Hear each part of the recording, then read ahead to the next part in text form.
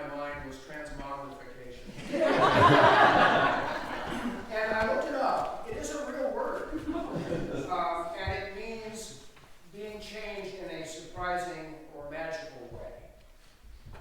But transfiguration is not transmogrification, where you can go into a cardboard box and become a dinosaur. Transfiguration is also not transformation, a permanent, dramatic change. It's seeing a deeper representation of reality, as though we see through a veil of our perceived reality to something deeper. Today's a transition. It's the last Sunday of Epiphany. We've been seeing who Jesus is. We've been hearing parts of the Sermon on the Mount, where we learn what Jesus envisions for us. Today, we see Jesus in his glory. Now that he's been shown to us, we transition into a penitential season of Lent. The Transfiguration event is in all the Synoptic Gospels as a major feast of the church, along with the baptism, crucifixion, and resurrection.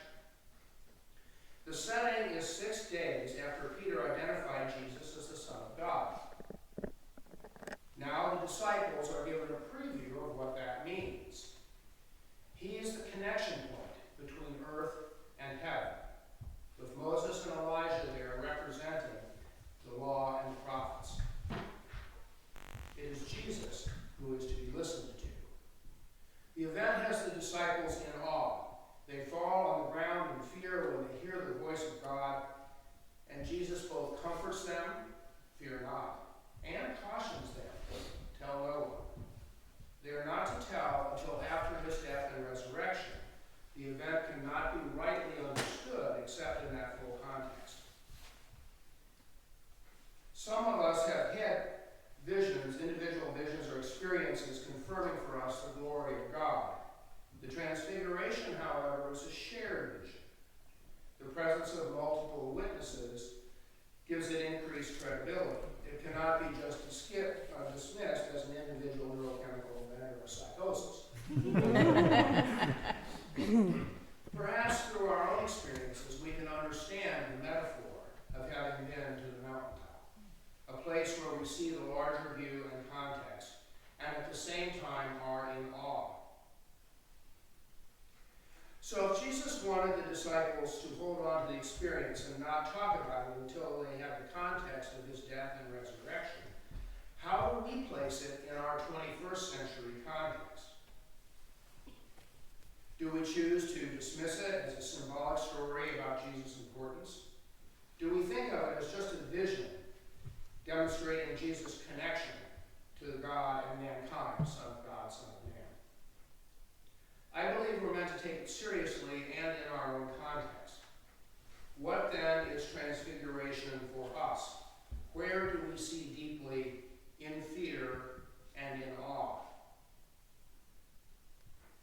Perhaps we're not far enough into the 21st century to understand this century's context fully.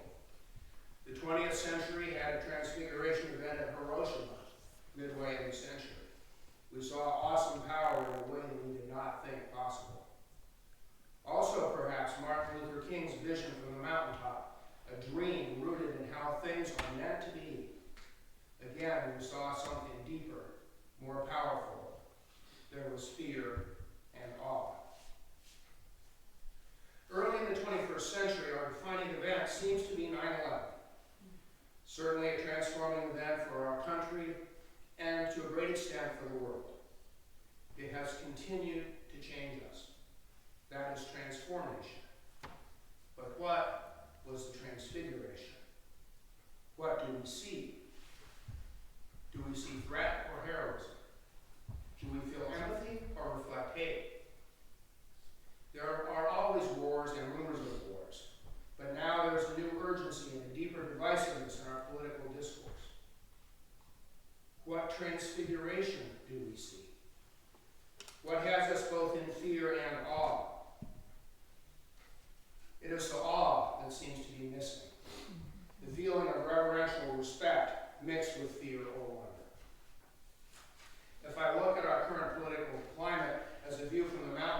am certainly prone to fall down in fear, but not at all. This is not a transfiguration connecting heaven and earth.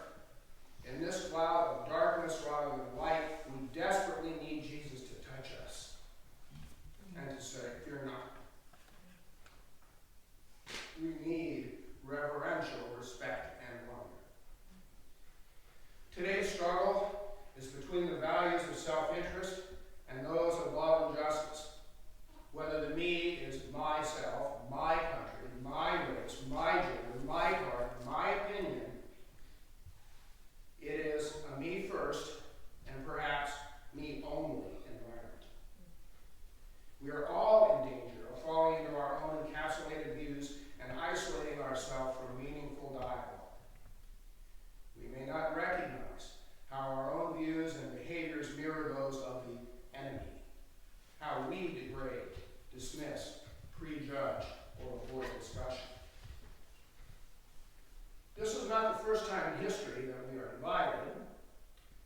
Our founding fathers had deep, rancorous divisions. Carolyn has been listening to some of those well, nevertheless, it's the most divided and divisive political climate that I can remember.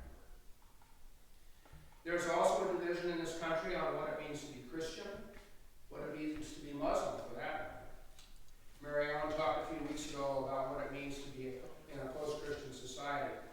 I'm not so much worried that we're in a post-Christian society, but that we may totally misunderstand and misrepresent Christ. God's admonition to the disciples was to listen to Jesus. As we hear the truth, what does Jesus tell us? Fear not, but tell no one yet. Death is coming, so is resurrection. Peter proclaimed the rock 6 days before this passage starts, and almost immediately told, "Get behind me, Satan," when he misunderstands the intention of the mission. There's also Peter today who jumps straight to the building of booths.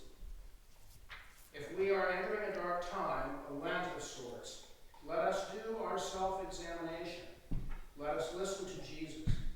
Hold off and do our deep and critical self-evaluation. We don't want to jump to building booths. The law and the prophets are there, but it is Jesus, Emmanuel, God with us, that we are to listen to. Jesus comforts us and speaks, but also cautions us. We must not think that because we have seen, we know and understand all. It sounds easy, but we are asked to do the hardest thing. Sit with this. Keep it in your hearts. As we see the transformation in our environment, let us hold to the transfiguration, to the vision of God among us.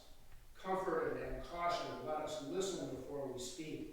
Let us maintain a reverential awe. Let us wait to understand context. As we contemplate the transfigured Christ, let us fear not. The law and the prophets will fade from our view. The light around Jesus will fade from our view. The voice and the cloud will dissipate. We will need to come down from the mountain. But in